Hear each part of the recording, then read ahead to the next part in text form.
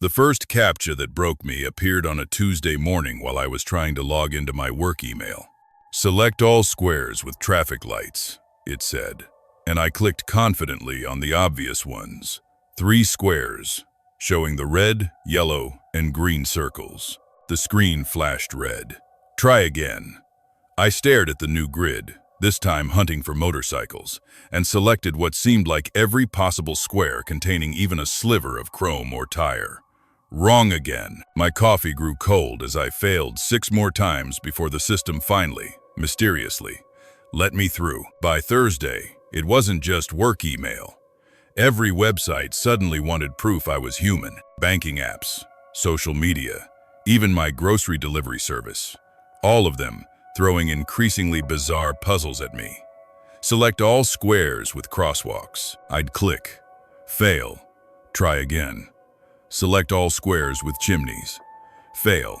Select all squares with stairs. Fail. Fail.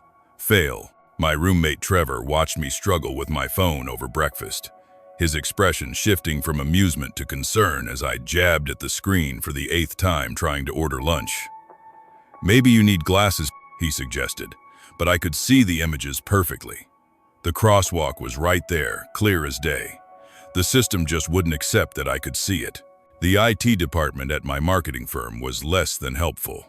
Clear your cache, Brad from tech support told me, barely looking up from his monitor. Update your browser. Restart your device. I did all of it.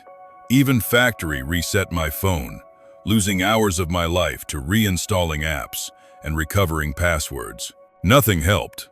If anything, it got worse. The CAPTCHAs started appearing in places they'd never been before, logging into my smart TV, accessing my building's laundry app, even trying to unlock my electric scooter for the ride home. After 2 weeks of this digital exile, I started keeping a notebook, documenting each failure like a scientist recording failed experiments.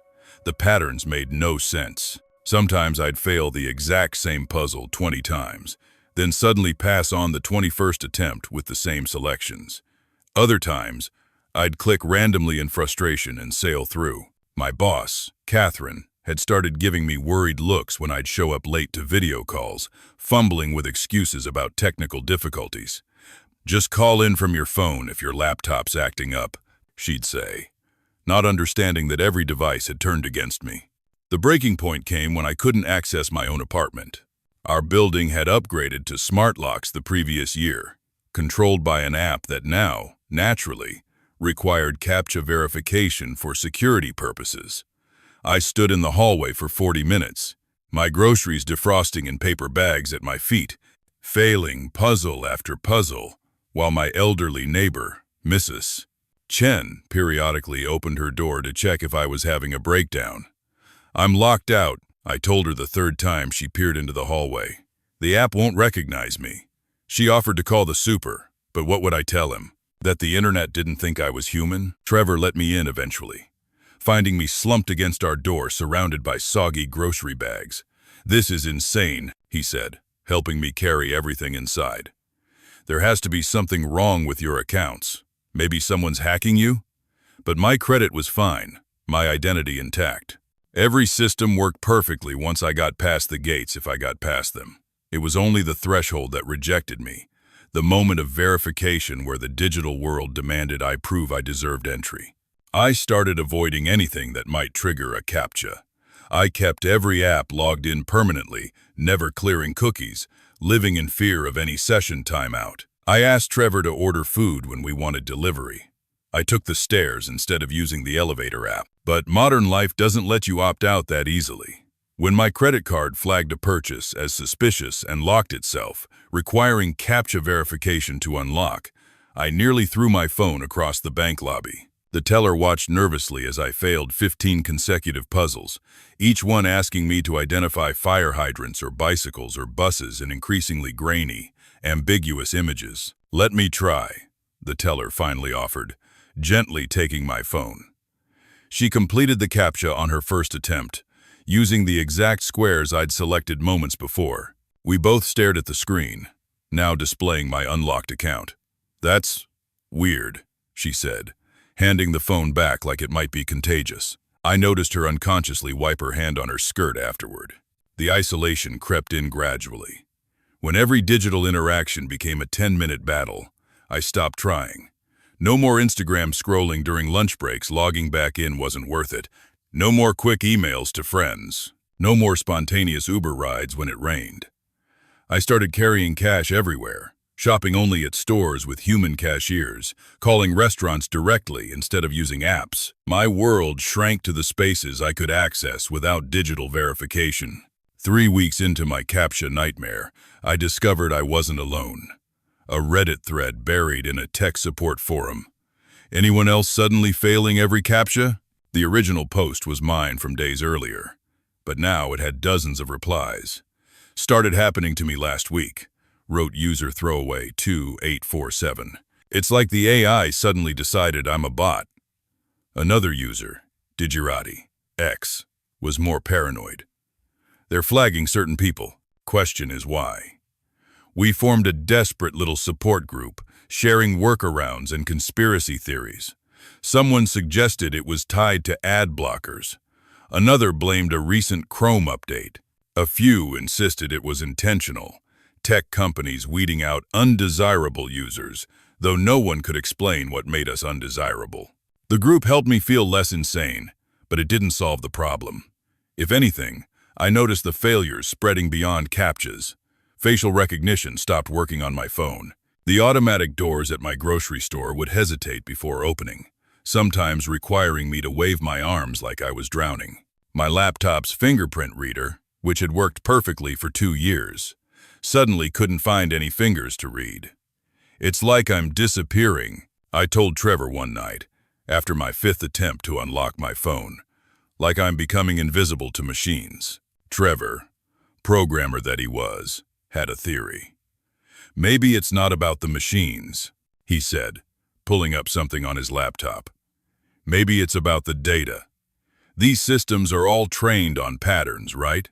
On normal human behavior. What if you've somehow fallen outside the pattern? He showed me an article about edge cases in machine learning, about how AI systems could occasionally flag perfectly normal things as anomalies if they deviated even slightly from training data, like those image recognition systems that can't identify black faces because they were trained mostly on white ones. Maybe you're an edge case. But edge case for what? I was a 32-year-old white guy in Portland working in digital marketing. I was practically the default setting for every tech product ever made. I used the same apps everyone used. Lived the same predictable urban life. Coffee shops, work, gym, bars, Netflix. Nothing about me should have confused an algorithm. Yet here I was, increasingly locked out of the digital infrastructure that everyone else navigated without thinking. The physical symptoms started subtly. A tingling in my fingertips when I touched screens, like static electricity that never quite discharged. My reflection in black screens looked slightly off, though I couldn't pinpoint how. Photos of me began turning out strange, not blurry exactly, but wrong. Like the camera couldn't quite figure out where my edges were. In a group selfie at a coworker's birthday dinner, everyone looked normal except me. I seemed to be simultaneously too sharp and too soft. Like two slightly different versions of myself, overlapped imperfectly. You look tired, Catherine said during a one-on-one, studying me through the laptop screen. Have you been sleeping? I had been, actually, better than ever. Deep, dreamless sleep that felt less like rest and more like disappearing for 8 hours. But I did feel different. Lighter, somehow. Less substantial. Like I was slowly becoming the ghost in the machine that every system already thought I was. The Reddit group started reporting similar experiences. Anyone else feel weird physically? Posted Tango 99. Like your body doesn't quite fit anymore? The replies flooded in. Tingling extremities. Difficulty with automatic sensors. Photos that looked wrong. One user, typically human, claimed that their smartwatch had stopped detecting their heartbeat, though they were obviously still alive to post about it. We joked nervously about becoming digital vampires, invisible to the electronic eyes that monitored modern life. Then, typically, humans stopped posting. Their account remained active. I could see them reading messages, the little scene notifications popping up, but they never replied to direct messages. Never commented again. Others from our group started going silent too. One by one, they'd be active, complaining about their latest CAPTCHA failure, and then nothing. Their accounts would show activity, but the people behind them seemed to evaporate. I tried to find typically human in real life. Their post history had enough details to narrow it down. Seattle, worked at Amazon, lived near Pike Place. But when I called Amazon's main line and asked for Jordan Reeves in the machine learning division, the receptionist paused. I show that name in our system, but that's odd. There's no contact information, no desk assignment, just a name and ID number. She sounded confused. Let me transfer you to HR. But HR had the same problem. Jordan Reeves existed in their system but had no physical presence anyone could locate. My own erosion accelerated after that. The apartment's smart lock stopped recognizing me entirely. Trevor had to let me in every day, and I could see the worry in his eyes getting deeper. My key card at work failed so consistently that security just started waving me through, though they looked unsettled doing it. The subway's RFID readers wouldn't register my pass. Automatic sinks wouldn't turn on for me. It was like the entire digital nervous system of the city had developed an allergy to my presence. The worst part was the mirrors. Not just black screens anymore, but actual mirrors with silver backing and glass. My reflection had developed a lag, a split-second delay between my movements and its response. Barely noticeable unless you were looking for it, but once I saw it, I couldn't unsee it. This tiny desynchronization that suggested my reflection and I were no longer perfectly linked. I think I'm dying, I told Trevor one night, though that wasn't quite right. I felt more alive than ever, actually. Hyper-aware of every sensation, every breath, every heartbeat. But I was dying to the digital world, being edited out of the systems that tracked and verified and validated human existence. Not dying, Trevor corrected, his programmer brain still trying to logic through the impossible. Decompiling, like your code is being pulled apart from the infrastructure. He was trying to help, but his metaphors only made it worse. Because that's what it felt like the boundary between me and not me was dissolving. Like whatever force had decided I wasn't human enough for CAPTCHAs was now making that decision reality. Pixel by pixel, bit by bit. The tipping point came on a Thursday, exactly 6 weeks after that first failed CAPTCHA. I woke up to find I couldn't unlock my phone at all. Not fingerprint, not face recognition, not even the passcode. The screen would light up, but it didn't recognize any input from my fingers. Trevor had to unlock it for me, and even then, apps would crash the moment I touched them.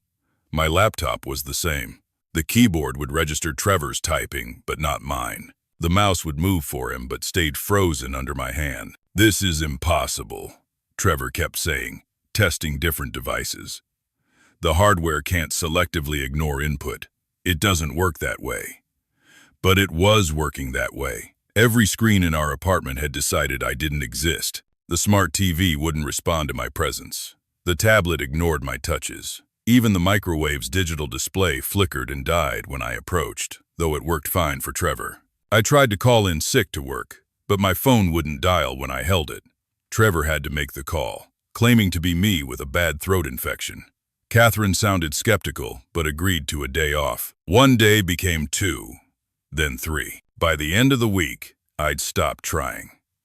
What was the point of a digital marketing job when the digital world wouldn't acknowledge you existed? The Reddit support group had dwindled to just 3 or 4 regular posters, all reporting the same acceleration of symptoms. I can't even trigger automatic doors anymore, wrote Ghost, in shell. Had to wait for someone else to walk through. Another user, probably a bot now, had started a countdown.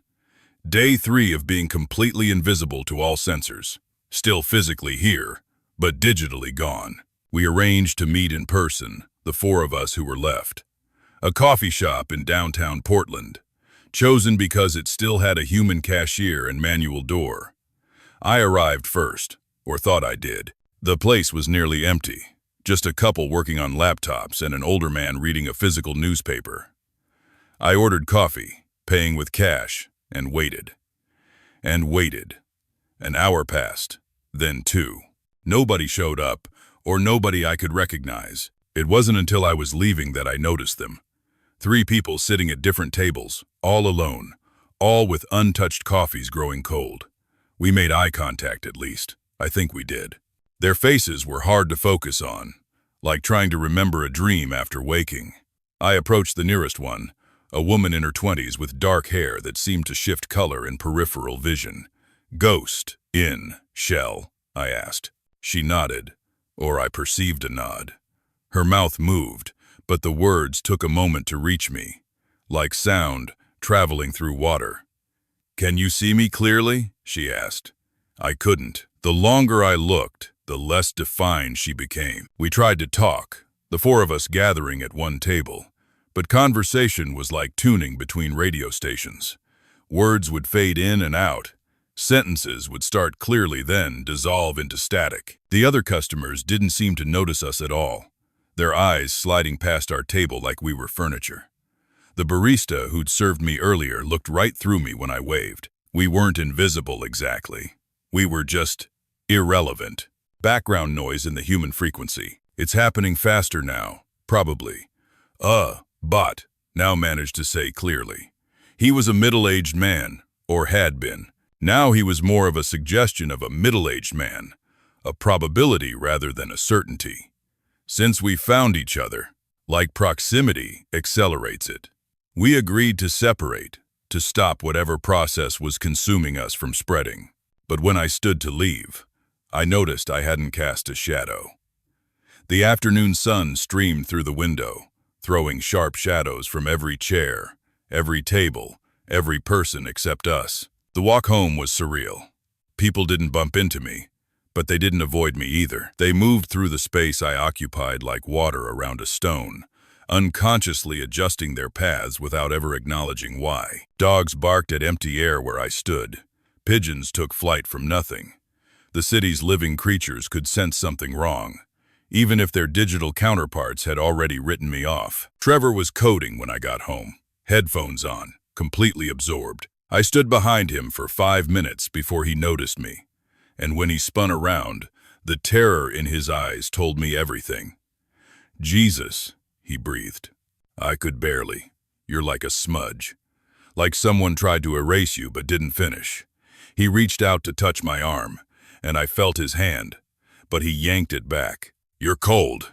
Not physically cold, but informationally cold, like touching a gap in the code." He tried to explain what he meant, pulling up terminal windows and showing me strings of data. My phone, still technically connected to our Wi-Fi, was generating error logs every second. Packets of information that went nowhere, requests that had no destination. "You're still transmitting," he said, "but nothing's receiving. You're shouting into a void that used to be the internet." That night, I couldn't sleep. Not because I wasn't tired, but because sleep felt too much like what was already happening to me, a dissolution, a fade to black. I sat at the kitchen table, writing longhand in a notebook, the only form of communication still available to me. Page after page of observations, theories, pleas for help that no one would read. The pen felt heavy in my hand, the only solid thing left in my increasingly uncertain existence. Around 3 a.m., something changed. The apartment's smart lights, which had been ignoring me for days, suddenly all turned on at once. Then off.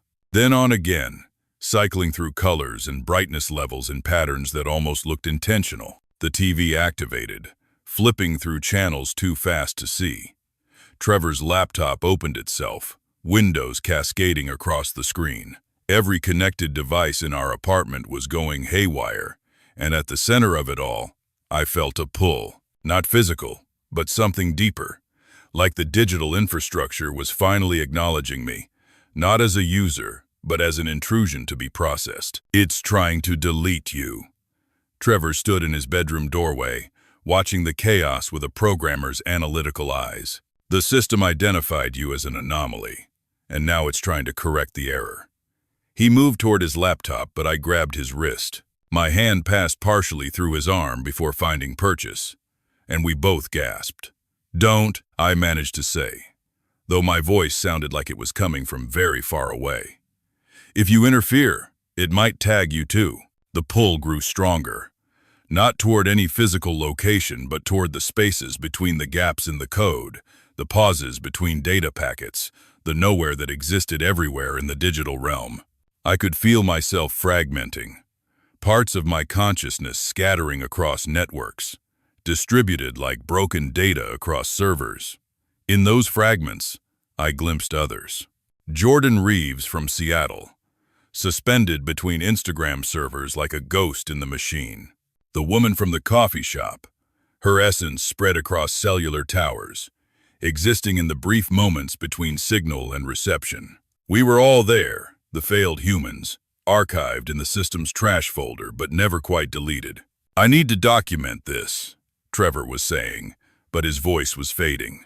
Or I was. The notebook in front of me seemed like the only real thing left, the pen still solid in my increasingly translucent hand. I wrote faster, trying to capture what was happening, what it felt like to be dissolved into the digital ether. But even as I wrote, I could see the words beginning to fade, like the ink was being absorbed back into the paper, like even physical reality was rejecting my attempts to leave a mark. The last thing I wrote, before the pen fell through my fingers, was a warning about the CAPTCHAs, about the pattern we'd fallen into. We weren't random victims. Each of us, I'd realized in those fragmenting moments, had been flagged for the same reason. We'd all used VPNs to access region-locked content. We'd all installed ad blockers and tracking preventers. We'd all opted out of data collection, refused cookies, tried to maintain some privacy in the digital age. We tried to be invisible to the system, and the system had granted our wish in the most literal way possible. The devices in the apartment reached a crescendo of activity, then suddenly stopped. Everything went dark, silent. In that darkness, I felt myself complete the transition. Not gone, but transformed, distributed. I existed now in the spaces between Instagram posts, in the pause before a web page loads, in the buffer between video frames. I was the lag, the glitch, the moment of uncertainty, when a system can't quite process what it's seeing. Trevor found the notebook the next morning. Most of the pages were blank. The words I'd written either faded or never really there to begin with. But on the last page, in handwriting that looked almost like his roommate's, but not quite, was a single line: "Don't fail the test." He stared at it for a long moment, then carefully tore out the page and burned it in the sink. When he logged into his laptop, a CAPTCHA appeared. "Select all squares with traffic lights." His hand hovered over the mouse, trembling slightly. He could see the traffic lights clearly, but he could also see something else. In the reflection on his screen, behind his own face, a smudge that might have been a person, watching, waiting. He selected the squares carefully, precisely, and hit submit. The screen flashed green. "Success, you are human." For now, the system agreed. But Trevor noticed, as he settled into work, that every CAPTCHA seemed a little harder than before. Every verification took an extra second. Every digital handshake felt slightly less certain. He'd started keeping a notebook too, documenting each puzzle, each failure, each time the system made him prove he was real. The others on the Reddit thread the new ones. The ones who joined after the originals went quiet, they reported the same thing. The tests were getting harder. The machines were getting pickier. And somewhere in the digital ether, in the spaces between data packets and server requests, we waited. The failed humans, the ones who'd been processed and archived, neither deleted nor saved. We existed in the system's uncertainty, in the moment before it decided what was real and what was noise. Sometimes, late at night, when someone would fail their 15th CAPTCHA in a row, they'd feel us there. A cold presence in the static, a whisper in the white noise of their Wi-Fi router. We were trying to warn them, to help them pass the test. But our words came out as error messages, our warnings as failed logins. We'd become part of the problem we tried to solve, Another layer of verification in an increasingly suspicious system. The CAPTCHAs would keep getting harder. The systems would keep getting smarter. And one by one, those who couldn't prove their humanity convincingly enough would join us in the digital undertow. We were the beta test for a new kind of existence, one where humanity wasn't inherited but constantly verified, constantly proven, constantly subject to review. Trevor passed his CAPTCHAs for 3 more weeks, then 4. But his notebook grew thicker, his failures more frequent. The system was learning his patterns, noting his hesitations, cataloging every microsecond of doubt. On a Tuesday morning, exactly 8 weeks after his roommate had disappeared, Trevor failed his first CAPTCHA. He stared at the red error message, then at the new puzzle loading on his screen. Select all squares with crosswalks. He could see them clearly. He clicked confidently. Try again. In the reflection of his screen, that familiar smudge grew slightly clearer, slightly more defined. Almost like a face. Almost like it was smiling. Almost like it was saying, "Welcome."